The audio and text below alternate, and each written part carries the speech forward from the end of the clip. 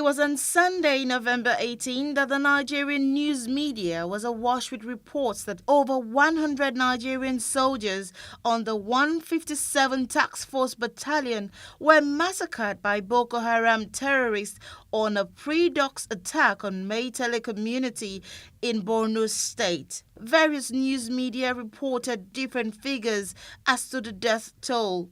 While some newspapers claimed it was 153 soldiers, others reported over 200 casualties, an issue the defense headquarters came out to clear, describing the figures as false and giving the number of victims to be 23 soldiers and officers put together.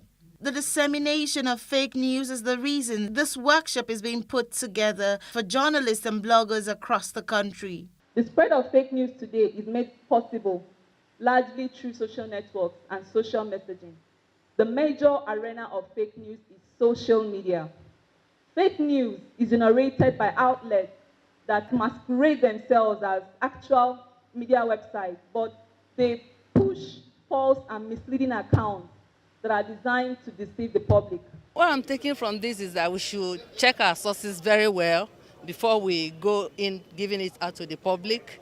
We should check the source, the credibility of the story, who do we have reference of where we are getting the story from, before we give it out to the public. Most often than not, the problem we've always had is that when you get such information and you try to get their own side of the story, there's always a wall between what they give and what they tell you, oh no, we can't say anything now, this and that. And nobody waits for you for 48 hours, for 72 hours for them to report what they need to do. With this kind of interaction with media practitioners, the Nigerian Army says it hopes to reduce the spread of false information which threatens national security. Please take note that during an attack, we have something called wounded in action.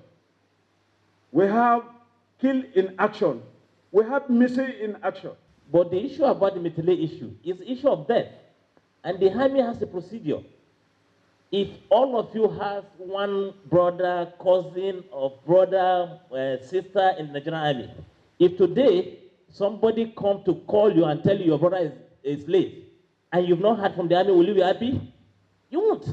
So we have a procedure that if anything happens in the front lines, we need to reach out to the next of kin or whoever is affected before coming out with an official information.